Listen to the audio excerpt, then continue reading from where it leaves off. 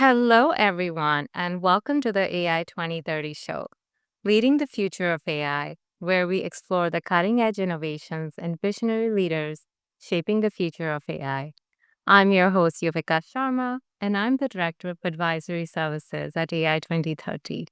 Our mission is to mainstream responsible AI by 2030 by empowering our members in using AI responsibly to ensure it benefits humanity and to minimize the negative impacts. In each episode, we explore the latest AI research and real world applications, featuring insights from industry leaders on responsible AI, AI for good, and AI for all, covering key topics like AI privacy, fairness, governance, and sustainability. I couldn't be more excited about our guest today, someone who is truly redefining the way businesses leverage technology to create value. Joining us today is Amit Dingare, the Chief AI Officer at PRGX. They help clients recover profits by avoiding costly overpayments in over 30 countries. Amit is overseeing the team on leveraging AI to do this work.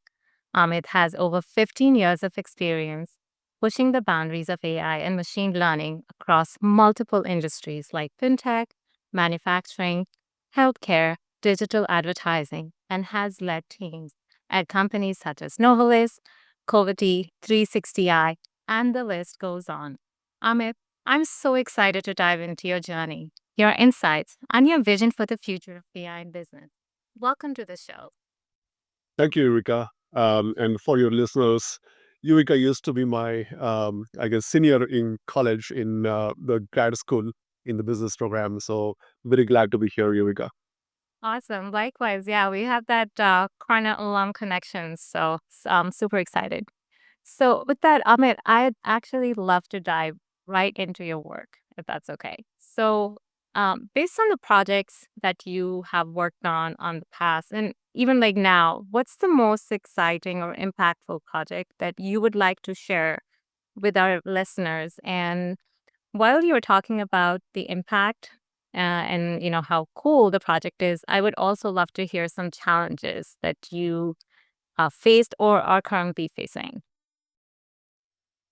Yeah, yeah. I wouldn't stick to one project, but actually a set of projects that I worked on in one of my past companies. It was a manufacturing company, and I was brought in to establish this functionality from the scratch. Okay, so they had nothing in place, and my job was to come and build this, skill set and create value, sustainable value from the get go. So they had a few problems. One was the data was quite siloed. They had various manufacturing plants, and in manufacturing, historically, typically, each plant had their own databases, right? Own way of looking at that data, processing that data. They had different processes within each of the regions, and even within plants as well. And what's more, overall, when I came, I felt that the organization was not ready to actually gain value from this. So at the start, it was a little bit of a daunting challenge, and I was a little bit, uh, apprehensive whether I would be able to create the value. But long story short, over a period of 5 years, we were able to actually build a team of 24 people in 4 continents. We were able to actually create sustainable value of $100 million plus, and able to build a path forward for this company in terms of taking advantage of AI. So I'm actually very proud about what we achieved in that time frame. And I learned a lot of lessons through that experience, and that makes me actually very in a way to uh, apply that same in my future. Wonderful. Wow. Okay, so with that, I actually have a question, which is right, just peeling the layer of the onion a little bit more. So, having implemented AI in so many industries, are there any universal lessons you learned about what makes AI adoption successful?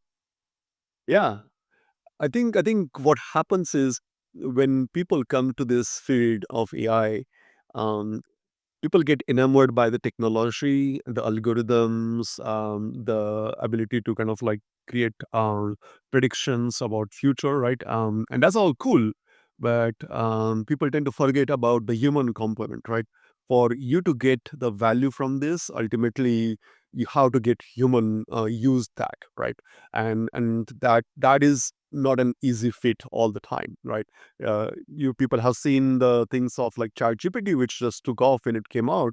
But in many of the businesses, that's not the case, where you have to actually put concerted effort to get that change management to make people actually adopt the technology, right? So typically, there is a saying that the technology changes at exponential on a curve, whereas the change management changes on a logarithmic curve. There is always a gap between the two, and good leaders actually try to bridge that gap. And so I would say that my first lesson is never underestimate the effort on change management and always focus on that as your first thing. The second thing is you have to make sure that you tie all your initiatives to an ROI. Okay, a lot of times people look at this particular field as a research and development area, and there is definitely a component of that. But for you to make sure that there is a business tie-in, you have to quantify the ROI of the work. It not only helps you to prioritize the use cases, but also take all your business leaders along with you on a journey. And one part that is a little bit hard about this field is it's not always easy to quantify the ROI of initiatives, right? But what I have done is I have always figured out a way to make certain assumptions about certain things and come to a point where people can agree to that ROI number. So that would be my second lesson. The third is don't let best be the enemy of good. Okay, so the because of the probabilistic nature of this field, you can keep on adding more time and energy and resources into improving the models that you build. But I typically look at the marginal value curve of this and say, okay, what is the additional value of this, right? And people tend to go into this kind of like um, unending cycle of like just keep on improving it. And I think you have to make sure that there is a ROI focused thinking behind that as well. So that's my third thing. And incremental delivery is a very important aspect about this work, right? Um, if you think about people who actually come into the field of AI, in many cases, for a traditional business person, AI and IT tend to be kind of like similar, synonymous. But in IT, the efforts typically happen on a long-term basis. Typically, IT person's mindset is, "Hey, tell me your requirements. Give me 6 months of time. Don't ask me any questions for next 6 months. And 6 months later, I'll come and show you what I built." Right? That doesn't work in this field. You have to show incremental value to make sure that people stay with you throughout the journey. So I would say those are the four lessons I have learned in my career that I apply to all my jobs. Amazing. I um loved, all the things that you mentioned, and specifically like three really resonated with me. I think the change management aspect, I think is like quite core, the ROI, and the last one that you just mentioned on with like don't be siloed. It's basically following like this agile methodology, not the old school methodology of just, give the requirements and come back and like that's it. Like it needs to be iterative. You basically need to kind of go back and see if it's working and so just pivot. So that's really nice. Okay, so with that, I would now like to shift gears toward some of the pillars for AI 2030. So I had some specific questions related to that. So one area is specifically related to privacy. So given the increasing reliance on data and AI, how do you balance the need for data to train models with an ethical imperative to protect user privacy? Yeah. And I think the first thing you should think about is whether user data is required for building the model or not, right? In many cases, you'll be surprised that the user demographic information is not required. for building the models. You could get equally good predictions without incorporating user demographics, right? So that's the first thing that you should just really think hard about the need for that, right? Or the incremental value you get by adding the user demographic information is not that high, right? So in that case, I think the most common obvious answer is that okay, don't include that, right? In cases where you have to include it, right? It could be recommendation systems that you're building, right? Or anything that requires user specific predictions. You have to there are technical ways nowadays to basically mask that data, right? You can actually use technical solutions that hide the actual information and substitute that with like a hashed value or stuff like that. So I would certainly think about that, right? And the third and most important thing is in the worst case where you have to really use that, make sure that you comply with the regulation and the law that exist in your country or region before you use that. So especially in banks where for fair credit lending, they have to go through that process, right? So I would definitely focus on the regulatory aspect of that. Great. Wow. Love your response. The next question I have is around a topic that has been a focal point of discussion amongst various, entities, whether it's like government bodies, and in fact, even during my discussions with several senior executives, it's like, okay, regarding accountability. So, in your opinion, who should bear accountability when AI systems fail? Is it developers? Is it businesses? Or is it regulators? In my mind, personally, the responsibility starts with the top. Okay, so a business basically launched an AI model, and we have seen some of those examples where the model did not perform to the expectations, right? I think in that particular case, the responsibility should start from the top of the business, right? Um, okay, how did we get to that stage? How did we not test it enough? How did we not have the right processes in place to make sure that such things don't happen, right? Um, so I would say it starts with top, and then you have to figure out, do the root cause analysis, and then understand who is basically responsible for that. In terms of regulation, I'm a little bit on the fence on that. I kind of like keep on going back and forth on this topic, is the role of regulation. And the reason is the industry is changing so fast, right?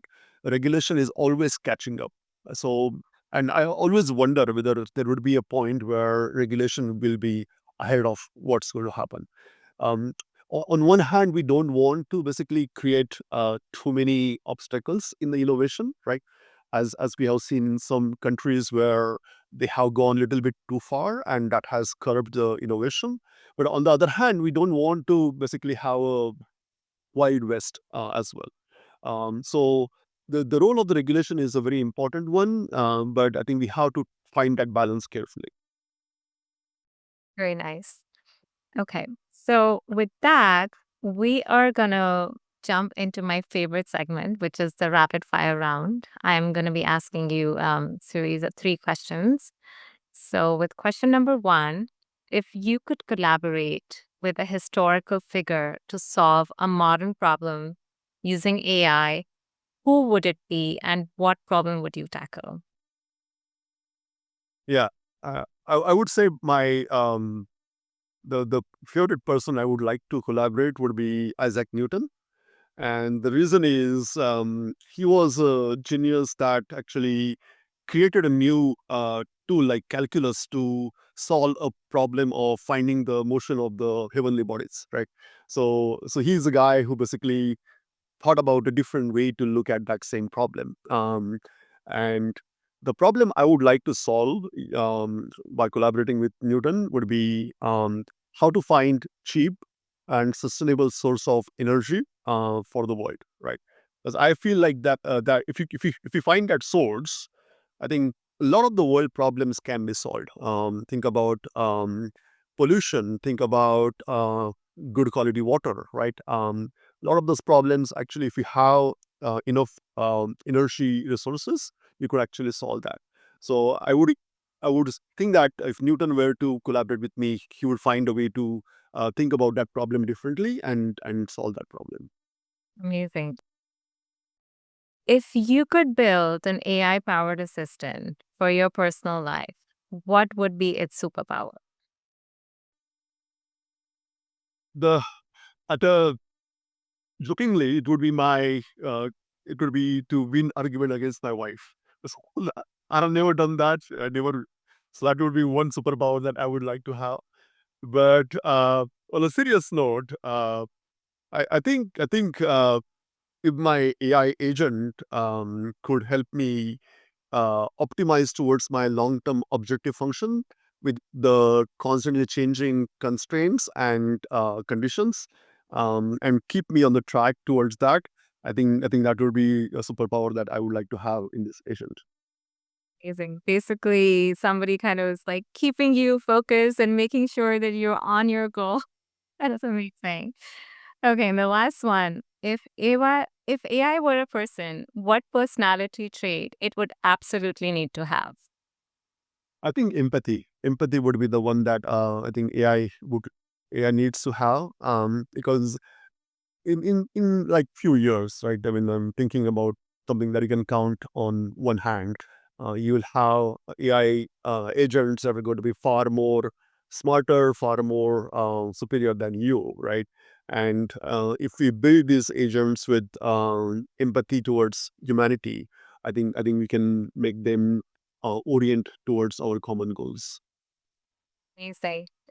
With that, I would actually like for us to look into the future, and it's based on something you just talked about that, a few years from now. So, looking into the future, as someone at the forefront of AI, where do you see the most transformative potential of AI in the next 5 to 10 years? I think personally, I feel that agentic workflows with reasoning capabilities is going to be the game changer, right? When AI agents have reasoning capabilities, and then they can figure out and develop tools to solve a particular problem, I think it is going to unlock a lot of potential for the humanity. Okay, that's great. And I actually have a follow up question on that. Absolutely. And even for 2025, the prediction is, it's going to be, agentic AI. Do you see that while there is the beneficial part and how it's going to revolutionize so many industries, do you see that there are risks associated with it as well? Yeah, I mean the biggest risk is that they will deviate from the objective that you have, right? And go on a path that you don't want them to go on, right? The unintended consequences of these agents with the kind of like power they have. So making sure that they are grounded towards the objective is a very important topic.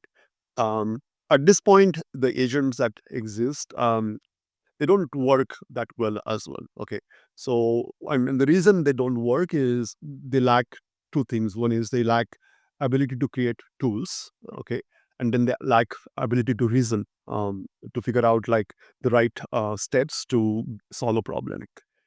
I think once they get those two things, that's going to basically be a game changer. But going back to my earlier point, making sure that they stay grounded, the objective that you have provided them is a very important thing. Otherwise, you're going to see issues coming from that. Yeah, it's true. Okay, so with that, I would love to get some words of wisdom for our listeners. So, for organizations that are just beginning their AI journey, what are three things they should prioritize to ensure responsible and effective AI implementation? Yeah. I think the first important thing is prioritization, right? You have to prioritize your use cases clearly.